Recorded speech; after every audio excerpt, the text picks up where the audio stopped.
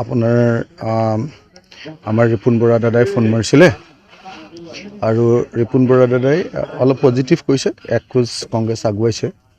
এই খবৰটো দিছে যে এক খোজ কংগ্ৰেছ আগুৱাইছে, অলপ বৰফ গলিছে বৰফ গলিছে, পজিটিভ হৈছে, এক খোজ আগুৱাইছোঁ বুলি খবৰ দিছে অলপ আগতে। গতিকে খবৰ পজিটিভ হৈ গৈ আছে। আশা কৰোঁ আমাৰ বিৰোধী ঐক্যমঞ্চটো হ'বগৈ, মাত্ৰ কেইটামান কথাত লাগি আছে। আশা কৰিছোঁ কংগ্ৰেছে কথাখিনি উপলব্ধি কৰিব, বুজি উঠিব।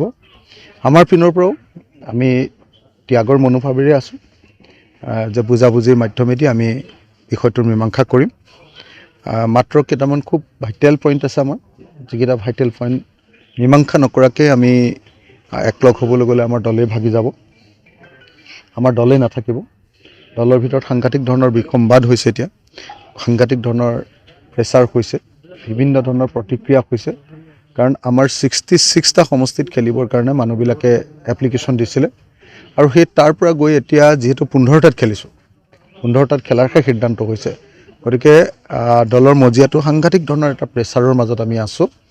মই আশা কৰিম যে কংগ্ৰেছে কথাটো বুজি পাব, যিহেতু কংগ্ৰেছে 100টা সমষ্টিত, যোৱাবাৰতো তেওঁলোকে 95ত খেলিছিলে, এইবাৰ আৰু 5টা পালে তেওঁলোকে, 100টা সমষ্টিত খেলিব। গতিকে আমি আশা কৰিম যে আমাৰ যি 15টা সমষ্টি, এই 15টা সমষ্টি তেওঁলোকে খুব আগ্ৰহেৰে সৈতে, সদিচ্ছাৰে সৈতে আমাক এৰি দিব। ফোন কৰিছিল নে আপুনি? ফোনৰ কাৰণে অপেক্ষা কৰিছে? নাই, এতিয়ালৈকে কৰা নাই। ৰিপুণ বৰাই ফোন কৰি জনাইছে মোক কথাখিনি। যথেষ্ট নৰম হৈছে আগতকৈ, কম্প্ৰমাইজ হ'ব নেকি আপোনাৰ? মানে আমাৰ পিনৰ পৰা যিকেইটা কথা কৈছোঁ, সেই কথাকেইটাৰ মীমাংসা হ'লে ডেফিনেটলি কম্প্ৰমাইজ হ'ব। মানে আমাৰ পিনৰ পৰা যিখিনি কথা কৈছোঁ, সেই কথাখিনি যদি হৈ যায় তেতিয়াহ'লে ডেফিনেটলি কম্প্ৰমাইজ হ'ব। কম্প্ৰমাইজ নোহোৱাৰ কথা নাই। নাই, অহা নাই এতিয়ালৈকে। মই সমষ্টি ৱাইজ আপোনালোকক ক'বলৈ বেয়া পাইছোঁ, সমষ্টি ৱাইজ, কাৰণ এটা কথা ক'লে সিটো সমষ্টিৰ লোকে বেয়া পাই যায় আমাক, গোটেই হুলস্থুল হৈ যায়। গতিকে মই সমষ্টি ৱাইজ কথাটো ক'বলৈ বেয়া পাইছোঁ।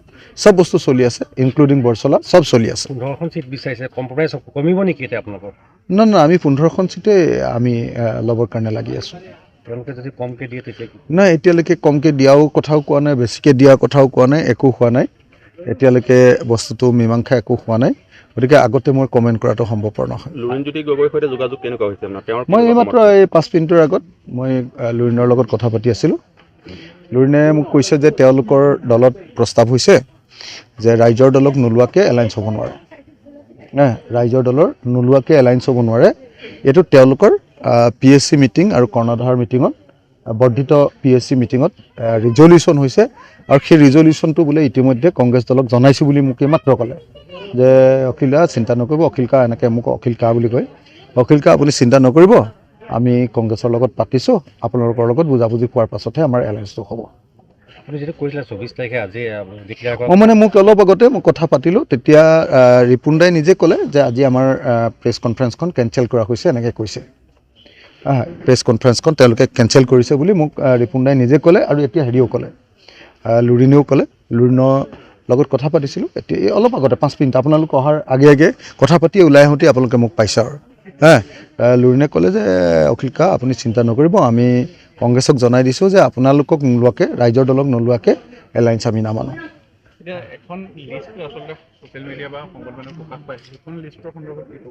মই নাই দেখা নহয়, মইতো ছ'চিয়েল মিডিয়া চাই থকা নাই, মই টেনশ্যনত আছোঁ, মানুহৰ লগত কথা পাতি আছোঁ, মানে আপোনাৰ হেৰি কৰি আছোঁ।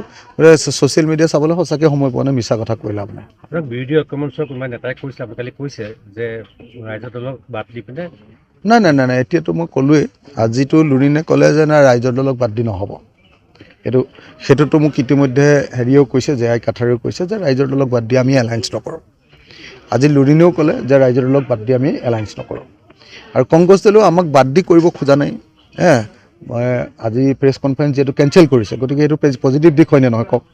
তেওঁলোকে আমাৰ লগত বুজাবুজি হোৱাৰ আগতে প্ৰেছ কনফাৰেন্স দিয়া বুলি আপোনালোকে সংবাদ মাধ্যমত বাতৰি প্ৰচাৰ কৰিছিলে, কিন্তু আজিতো মোক ফোন কৰি স্পষ্টকৈ জনাইছে যে নাই হেৰি কি কয়, আজিৰ যি সংবাদমেল দিছিলে সেই সংবাদমেল নাকচ কৰা হৈছে, সেই সংবাদমেল স্থগিত কৰা হৈছে, আৰু আমাৰ লগত লগ লাগি একেলগতে সংবাদমেল দিব।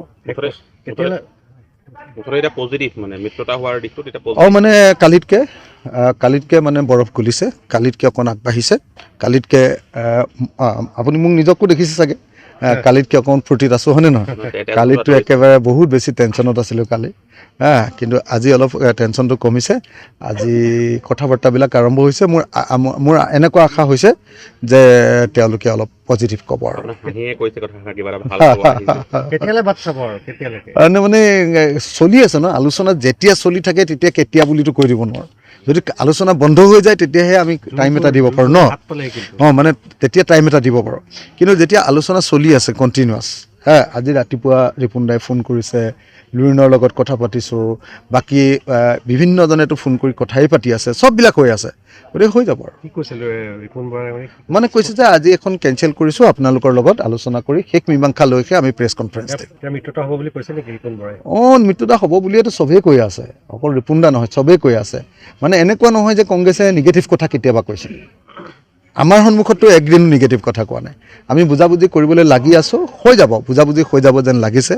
আৰু আশা কৰিছোঁ যে কংগ্ৰেছেও বুজি উঠিব, আৰু আশা কৰিছোঁ যে ৰাইজৰ দলৰ বাকী নেতাসকলেও বুজি পাব। ৰাইজৰ দলৰ পৰাও মোলৈ যি প্ৰেছাৰ আহিছে, মানে মই এফালেও টিকি থাকিব পৰা অৱস্থাত নাই। ইফালে প্ৰেছাৰ দিছে, সিফালে প্ৰেছাৰ দিছে।